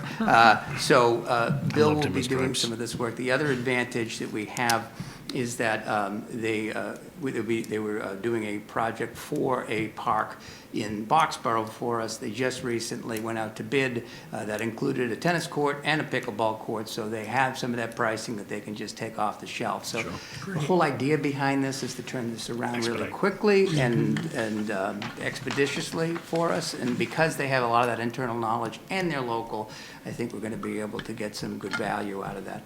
Just as a reminder, of what we're looking at as a schedule. So the objective is to have them back at our meeting, select board meeting on September 12th to present their site evaluation of the 3 sites so that we can narrow that down. Later that week, they're going to be working with some of the stakeholder groups, including the Parks and Recreation Commission, to sort of look at, okay, if we pick site A, what are the things that we can put in on that site that will make sense and what can fit in that configuration. And then the next piece will be for them to make a presentation to the Community Preservation Committee, probably in the week of September 19th to the 23rd, to explain, here's the site, here's exactly what we're looking or what we're proposing to bring forward within that, which we know at a baseline is going to be the 2 tennis courts, 4 pickleball courts, and then whatever other elements that the board has been saying that they want to look at, including a dog park potentially, fitness course, and I think those are the primary things that and potentially also playground as well. So they have some good pricing on that. They should be able to provide good guidance, and because they have sort of cheat codes, if you will, the recommendation to the select board is that you enter into agreement with places, associates, not associations. So Chuck, 2 things on this motion that I would request that you make changes on. It's places associates, and that the authorization would be to also add the assistant town administrator to sign the contract, because Anthony's on vacation this week and we'd like to expedite this as quickly as possible. So if you wouldn't mind making those 2 adjustments, we can move forward with that. Just one more thing to add. I'll let the board vote, and then there's one other thing I wanted just to add to this, just to kind of give you another update. Can I start? So you're saying on September 12th, by then they're going to take one of these 3 sites and narrow it down to 1? Well, they're going to talk, they're going to present it to you. They're going to present it to you. And September 12th, we're picking 1 to go forward? That's the idea. plan? Okay. That seems very quick. This all is very quick, and it has to be able to get this forward, so, yeah. So my concern with this whole process is that we pick a site that's great for the tennis courts, and we're going to spend a lot of money to develop a tennis courts, but then we can't do anything else in the future, right? Like, we know we're going to need more playing fields or something else, and I'd really like to make sure that when we're considering these sites, we consider other potential uses as we go forward and say, you know, like Whitcomb Field, we know it's going to be limited because we're only going to carve out a small portion, and Cooper Farm's limited by the size of it, and, you know, Russell Street's going to be limited by something else, right? Let's make sure that we pick the site that's the best long-term, and they evaluate some of those other characteristics going forward. That's my only ask. I think if you look at the proposal, there are a whole bunch of extra add-ons. Yeah. Did you see that? I saw, but Yeah. I'm not sure that those were all of the add-ons, and yeah, like, you know, there's talk long-term, like we want a pool in town, right? And, you know, we're gonna need more fields, and, you know, all of these things require infrastructure. Let's not build more infrastructure than we have to, right? If we can use an existing facility that has restrooms and we don't need, or parking, then we don't need to expand restrooms and parking when we go to the next thing. So let's just be cognizant of, I mean, it might cost us more now. Existing conditions. It might cost us more now to build somewhere, but if it saves us money in the long term, then it might not be. Other comments? Ready for me? Yep. Great. Okay. Move that the select board vote to authorize the town administrator or assistant town administrator to sign a contract with Places Associates Incorporated of Littleton, Mass. for $16,500 for the feasibility study and schematic design to replace the tennis courts at the Shattuck Street campus. Second. Motion made by Chuck, seconded by Cindy. All those in favor, please signify by saying aye. Aye.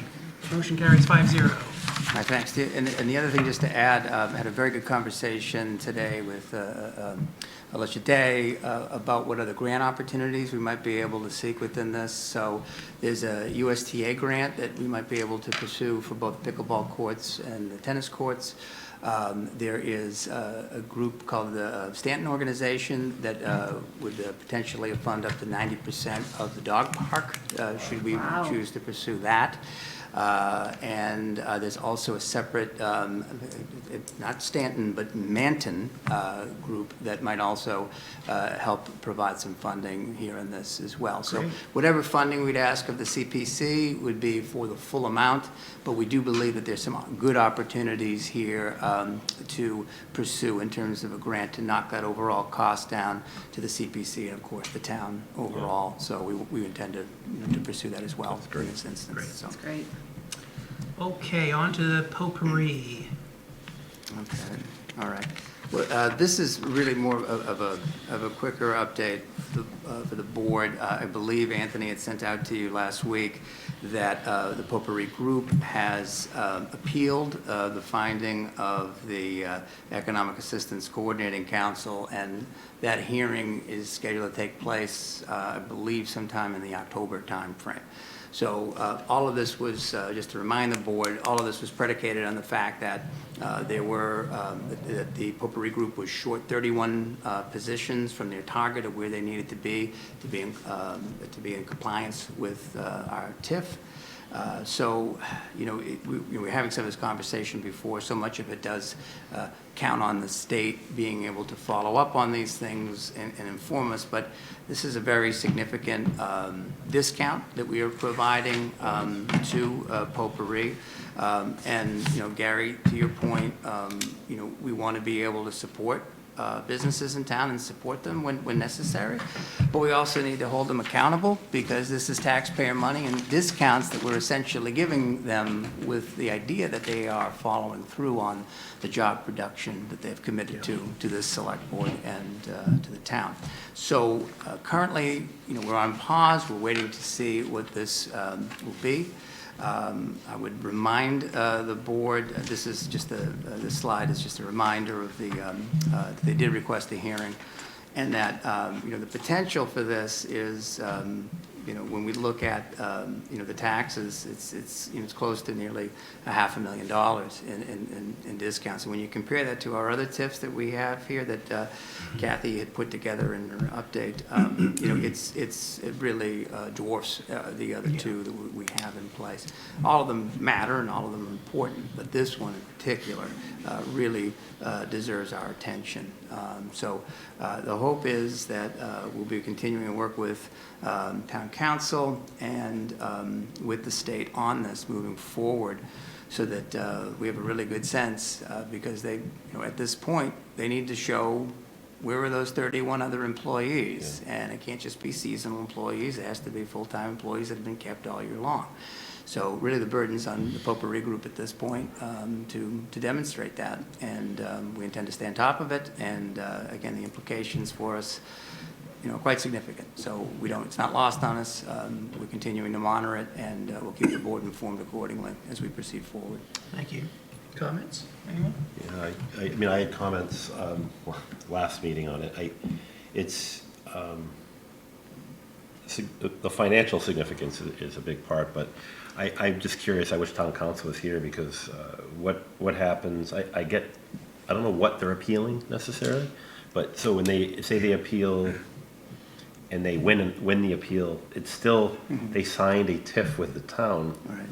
So I don't know what they're appealing, because they'd still be in violation of something, a signed legal document. They didn't meet their end of the bargain. Maybe they're saying, no, we did meet. Okay. It's the 31 employees, I think, Gary, is the conflict. Okay. So how do they demonstrate that? Are we going Okay, so to that's the provide appeal. payroll records? Okay. There are things of that nature Sure. that, they're going to have to dig into the detail on. So the appeal with that piece, and then the other part was just being able to have them in here separate of that, because other things have come up to our attention about the business that are significant, where we think we should probably have them in here to talk to, just regarding the, being able to go in and, I think it was Kathy, who couldn't go in the facility? Yeah, they wouldn't let the Yes. assessor in there. Yeah, so we couldn't, things like that, just kind of quirky things that don't make a whole lot of sense. And then, I guess there were some other issues with solar and not pulling permits and, And I think, through the chair,